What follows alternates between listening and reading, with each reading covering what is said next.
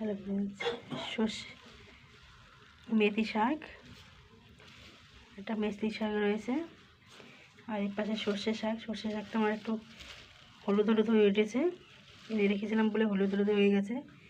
আর এদিকে পালং শাক,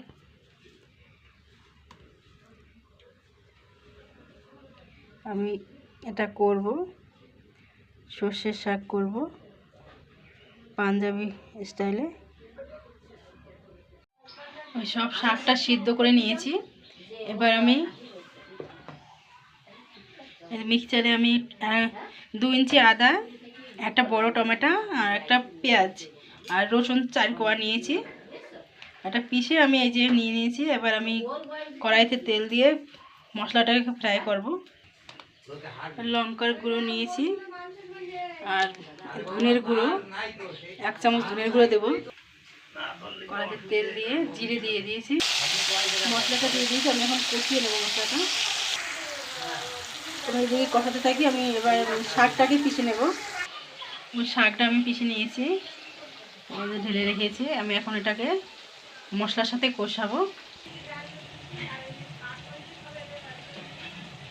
আমি এটা দিয়ে দেবো, সাথে হলুদ অ্যাড করছি অল্প একটু।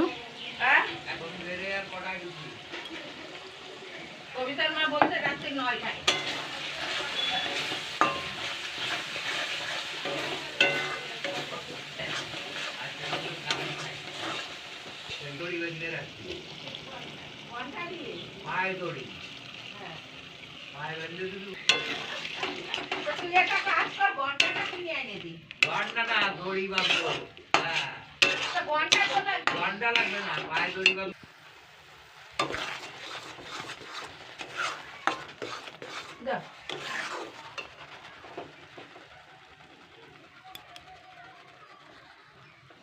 স্বাদ অনুযায়ী লবণ দিয়ে দিলাম।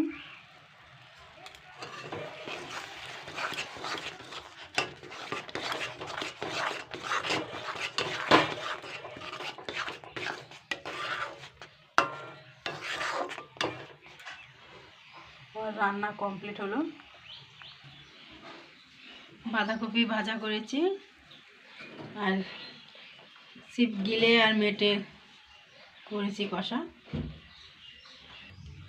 রান্না কমপ্লিট, নামাবো আমি, তাই আমি একটু ঘি দিয়ে নিচ্ছি।